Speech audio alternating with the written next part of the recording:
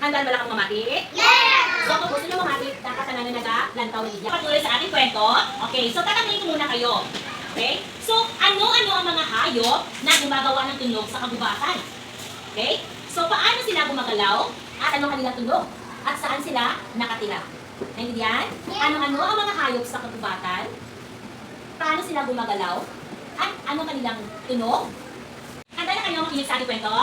Okay, so mamaya, habang tayo nagkwento si Ma'am Risha, dapat sinasabayan natin ito ng ating mga galaw. Kung ano yung mga galaw na ginagawa ng mga hayop sa kagubatan. Gusto niyo ba yun? Ha? Gusto niyo ba yun? Kung ano, katulad ng mga hayop sa kagubatan? Sino gusto? Okay, so, ang ating kwento ay tungkol sa tingnan dito, ang maingay na lakad sa gubat. Ano ibig sabihin ng maingay na lakad sa gubat? Yung may tunog. Kaya paano ikaw? Ha? Habang lumalakad ka sa gubat, naiinig mo yung mga tunog ng mga hayop doon. Naintindihan nyo? Naintindihan? Okay, so ready na? Okay. Ang maingay na lakad sa gubat. Isang araw ng umaga, naglakad ang munting kuneho sa gubat. Wala nakad ang mga munting kuneho. Mga munting kuneho? Saan yung munting kuneho? Tayo lahat. Everybody. Okay, ready? Naglakad si munting kuneho sa gubat. Ready, go! Sadaan, nakilala ni Kuneho sa isa si masayang bata. O, nakilala daw niya. Nakilala niya. Naglalakad siya. O, ready? 1, 2, 3. O, kunwari, siya ay kumakain at nangunguya siya ng damo. O, ready? Kumakain ng damo. Ready, go! At ano sabi ni baka? Ready, go! O, ready? O, very good na. Very good na. Very good na kanyang sabi. Ready, go. Ready? Ang sabi ni baka, ano sabi ni baka? Ready, go! Okay.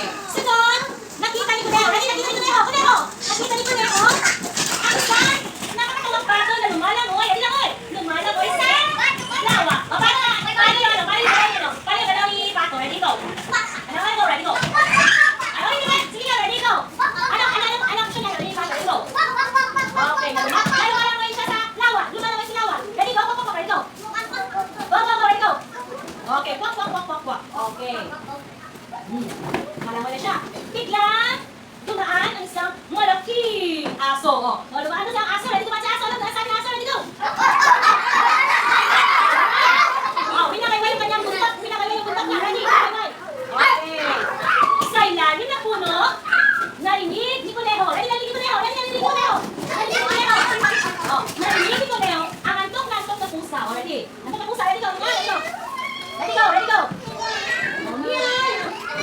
Lumulukuan. Para matulog na yung pusa. Ready, go. Wow. Sa itaas ng puno, lumipad at umawit ang isang munting ibon. Ready, go. Munting ibon. Ang munting ibon dito. Ready. Ang munting ibon ay umawit. Ready, go. Ang munting ibon. Okay, nakata si munting ibon. At sa puno ng lakad, ni Kuneho. Nagtipon-tipon ang lahat ng hayop. Okay? So lahat ng hayop ay nagtipon-tipon. Sila, very good. Everybody sit down. Sila ay tumawa. At hindi nila ginawa ang kanilang mga tunog. Okay. So ating ulit-ulitin ang kanyang mga tunog. So sabihin na? Okay. Ano ginagawa ni Kuneho? Ready, go! Ano ginagawa ni Kuneho? Go! Okay, very good. Ano ginagawa ni Baka? Ready, go!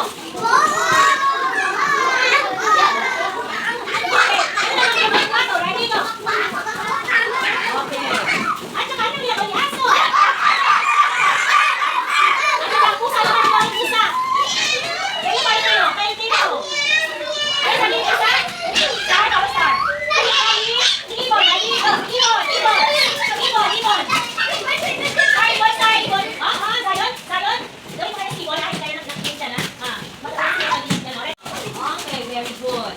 At lahat na hayop ay, naupo na sila. Okay, very good. Tara natin. Okay, very good. Nakusuhan niyo kayo kwento?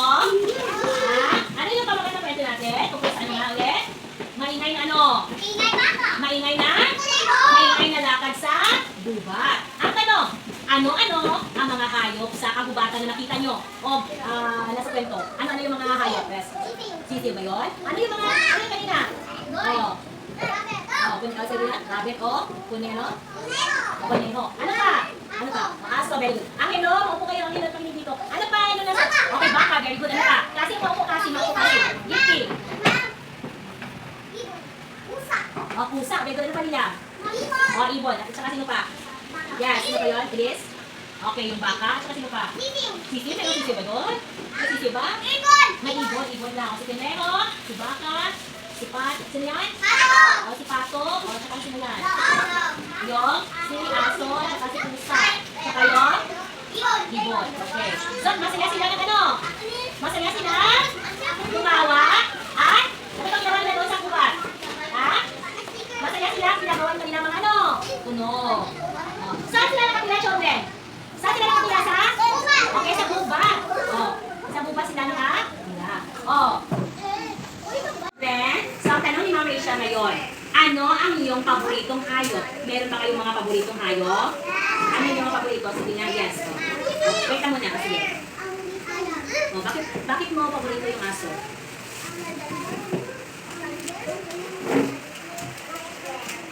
May aso kayo sa bahay nyo. At saka pusa. Bakit paborito mo din yung pusa? Okay, meron din sa bahay nyo. Ano yung paborito mo yung hayop? Dog. Bakit mo paborito yung dog? At saka pusa. Bakit paborito mo siya? Bakit paborito mo? Bakit gusto? Ano yung gusto mo ng pusa? Ano gusto mo ng pusa kung ang dog ng pusa? Ano raw? Tiyang? Bakit paborito mo siya? Ano paborito mo? Ano gusto mo? Ano raw? Ano yung namihan mo? Ano namihan mo? Ano yung namihan mo? Ano yung namihan mo? Ano yung nagbakayan mo? Ano ba? Ako? Ano yung nagawa mo? Nagawa mo siya. Bakit gusto mo siya? Ano yung namihan mo? Ano ba? Ano ka? Ano ka? Ano ba? Kasi pa sa kutin mo? Okay. So, okay. Sino ba nakapagsabi? Yes, miss? Kulit-ulit. Ano yung gusto?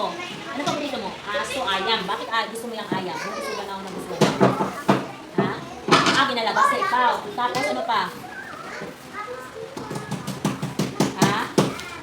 Nagkakaon ka na. Okay, so very good. Sino pa may paboritong hayop? Sino pa may paboritong hayop? Yan sa kani. Pusa. Bakit ka paborito mo yung pusa? Napitang. Bakit ano ba yung gusto mo sa pusa? Ano yung sa pusa na gusto mo? Ano yung gusto mo ng pusa?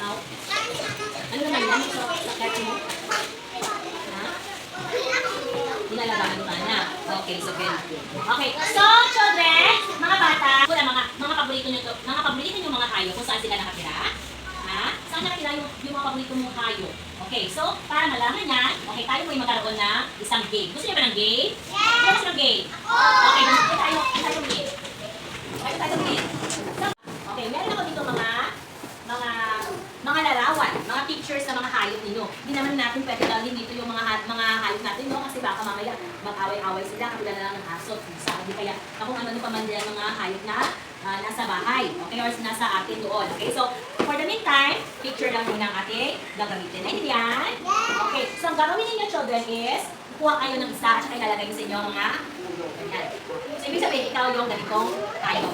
So, ipakita mo, ano ba ito children? Ano ba ito? Halimbawa na ito? O isda. Paano ba gumalaw yung isda? So tapos, kung paano gumalaw yung isda, ipakita mo yung galaw niya. Pagkatapos ay, saan kaya nakatira yung isda? Saan kaya nakatira yung isda? Saan? Lagay kita sa kamay. Okay, saan nakatira yung isda? Kate? Saan makikita yung isda? Saan? Sa tubig. Saan yan ang tubig niyan? Sa meron saan yan? Saan yan? Sa may? Sa lawa. Kaya sa may ano? Ano? Okay, sa dagat. So dapat, kapag ikaw ay sumagot, ikaw isda. Ganito ang demonstration ni Ma'am Rachel. Langoy ka. Papunta sa? Saan? Papunta saan? Sa lugar kung saan ka makikita. Naintindihan? Naintindihan? Okay. Ay, isa? Sige mo nga ako. Ay, isa? Baboy. Saan yung baboy nakatira? Follow? Saan yung baboy nakatira? Okay, sa lupa. Tama ba na sa lupa yung baboy? Okay, very good. Next ako ay? Isa? Ano ka? Kambing or kambing. Kambing. Saan ka nakatira? Okay, sa lupa. Tama ba yung kambing sa lupa, children? Okay, ka natin. Very good. Okay, next. Ako ay? Isa? Ano? Baka. Nakatira ako? Nakatira? Saan ka nakatira? Nakatira ako? Nakatira ako? Isa? Saan ka nakatira? Okay, very good. Okay, isa? Ang pato. Saan nakikita yung pato? At saka sa ano? Tubig at saka? Tubig at ano? Okay, tama ba? Na pato ay pwede na din sa tubig at saka sa lupa, children? Okay, tama. Okay, palakpakan. Ayan, crocodile. O, ako isang buhaya. Nakatira ako. Saan ka nakatira? Saan ka nakatira? Tubig, ha? Very good. Saan pa kayo natin? Ikaw. Ako isang dolphin. Dolphin. Saan ka nakikita? Saan ka nakikita? Okay, sa tubig. Okay, very good. Mga bata, ano-ano ang mga hayop na nakatira sa lupa? Sa lupa. Let it go. O, sa lupa. O, okay din. No. O, ano pa? Yes, 50. O, ano yes, Teo? Horse. Ano pa? O, aso. Ano pa? Baboy. Ano pa? Yes. Gato. Manok. Ano pa? Kahit wala na sa picture. Yes, ano mga picture pa? Manok. O, dyan na. Natapos na. O, pusa. Putik. Tapos ulit. O, ano pa? Pusa. Ano pa? O, horse. O, ano pa? Yes. Ayam. Aso. Ano pa? Ano pa? Yes. Nasa lupa. Rabbit. Ano pa? O, ano pa? Nasa lupa? Ano pa? Yes. Baka. Okay. Ngayon naman, ano naman ang nasa tubig? O naninirahan sa tubig. Okay. Very good na nagsasalita. Sa tubig, nasa tubig. Yes. Ano? Jellyfish. Ano pa? Nasa tubig. Very good yung nasa tubig. Yes. Shark. Ano pa? Yes. Isda. Ano pa? Ha? Pato? Nasa tubig lang? Tubig lang. Nasa tubig lang. Nasa tubig lang muna. Ano? Fish. Ano pa? Whale. Ano pa? Isda. Ano pa? Dolphin. Ano pa? Ano yan? Ano yan sa'yo? Ano tawag niya yan? Shrimp. Ano na? Shrimp. Ano? Shrimp. Sabi na shrimp. Okay. So, ano naman o? Ito na. Ano ang hayop na nakatira sa lupa at sa tubig? Lupa at tubig. Sige na. Ito na yun. O, sabi mo kanina. Sabi mo kanina. Ha? Sa tubig. Sa tubig. Sa lupa. Sa lupa. Sa lupa. Sa tubig. Ay, patay tubig yan? Sa tubig. Sa tubig. At saka lupa. Ano sa lupa? Ha? Okay, kalampay. O, ano pa? O, ano pa? Kalampay, crab, ano pa? Kayo, ano yung nasa tubig at saka lupa? Ano yan? Buhaya. O, Liam, ano pa yung nasa tubig at saka lupa? Ano pa? Pato, ano pa yung nasa tubig at saka lupa? Pwede. Ano yan? Sa tubig at saka lupa?